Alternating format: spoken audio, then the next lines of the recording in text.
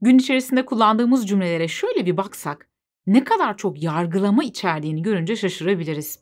Bu yargılamalar başkalarıyla da ilgili olabilir, kendimizle ilgili de olabilir.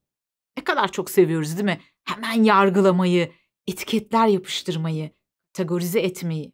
Örneğin, şunun saçına bak ne biçim saç, böyle saç mı kesilir? Ya da şunun giyimine bak. Ya da şunun konuşma tarzına bak. Ay sesi ne kadar itici. Ay ne anlatıyor bu? Kendisi çok mu biliyor? Evet, yargılamayı çok seviyoruz ama diğerlerinde o bizi rahatsız eden şeyler, tüm bu cümleler, tüm bu eleştiriler aslında karşıdaki kişinin gerçekliğinden çok bizimle ilgili bir şeyler anlatıyor. Peki ama ne anlatıyor? Yunus Emre'nin şu sözünü duymuşsunuzdur.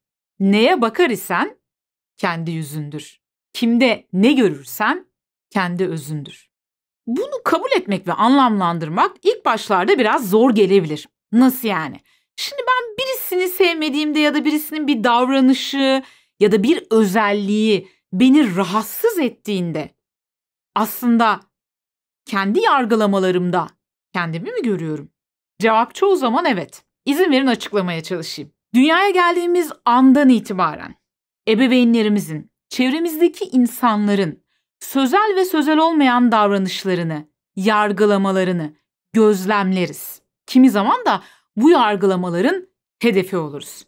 Ve bu şekilde aslında kendimizi ve diğerlerini, dış dünyayı nasıl anlamlandıracağımızı öğreniriz. Şunları yaparsan iyisin demektir. İyi olmak, nokta nokta olmak demektir. Nokta noktan varsa sen statü sahibi iyi bir insansın. Yoksa bir hiçsin. Sevilmek için, değerli olmak için nokta nokta olmalısın.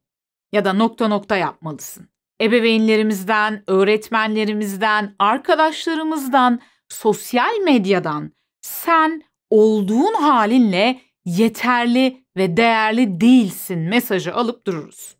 Fotoğraf ya da video çekerken filtre kullanmamızı öneren programlar, uygulamalar dahi aslında bize bunu söylüyor. Sen olduğun halinle iyi değilsin. İyisi mi bir filtre kullan, daha güzel gözükürsün. Buradan yola çıkarak en acımasız yargılamaları önce kendimize yaparız. Kendimizi içten içe yetersiz ve değersiz gördüğümüzde, olduğumuz gibi kabul edemediğimizde her insanın eksileri ve artıları olduğunu, bunun çok doğal olduğunu, tüm bunlarla aslında insanın bir bütün olarak değerli olduğu gerçeğini kabul etmekte zorlanırız. Çünkü bizi de olduğumuz şeklimizle kabul etmemişlerdir.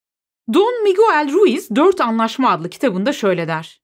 Herkesin hayatı bizim gördüğümüz gibi gördüğünü varsayıyoruz. Başkalarının bizim düşündüğümüz gibi düşündüğünü, bizim hissettiğimiz gibi hissettiğini, yargıladığımız şekilde yargıladığını varsayıyoruz. Bu insanların yaptığı en büyük varsayımdır. Bu yüzden başkalarının yanında kendimiz olmaktan da korkarız. Çünkü başkalarının bizi yargılayacağını, bizi mağdur edeceğini, kötüye kullanacağını ve kendimize yaptığımız gibi bizi suçlayacağını düşünüyoruz. Kendimizde kabul edemediğimiz, görmeye dahi tahammülümüzün olmadığı, yok saydığımız, bastırdığımız, inkar ettiğimiz bu özelliklerimiz gölge benliğimizi oluşturur.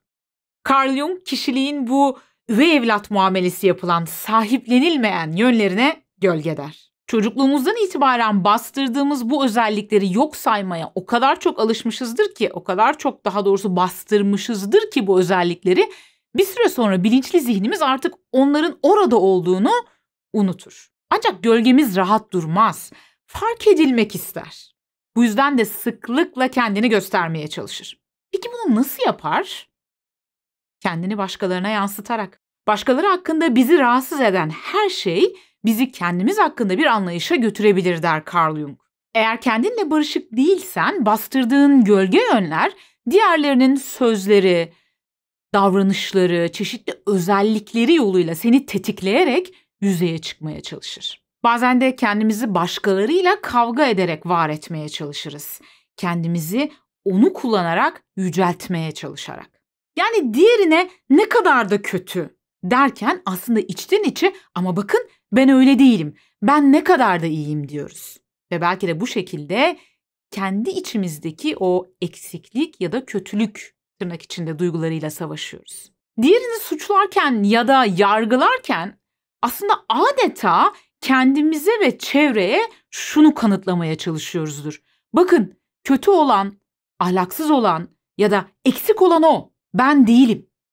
Aslında zaten çevredekiler de bizi öyle görmemektedir. Ama biz kendi içimizde sahip olmak istemediğimiz o özelliklerle o kadar çok savaşmaktayızdır ki çareyi başkalarına saldırmakta buluruz bununla baş edebilmek için.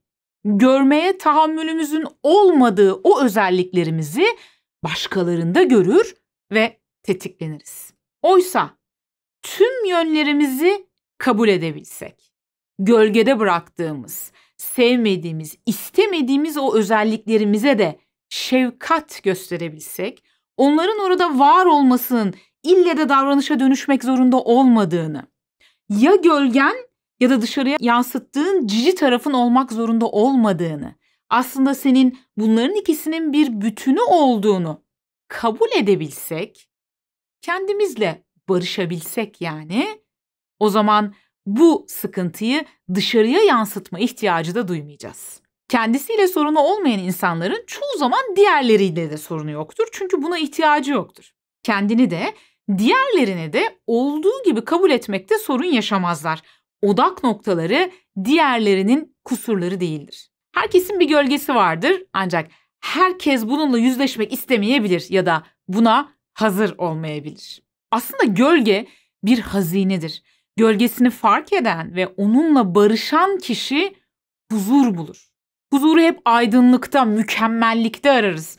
Oysa ki o en karanlık kuytularda, bakmayı en son düşündüğümüz yerde, kendi karanlık yönlerimizde, gölgemizdedir. Eğer kendi gölgenizle tanışmak istiyorsanız nereye bakacağınızı artık biliyorsunuz.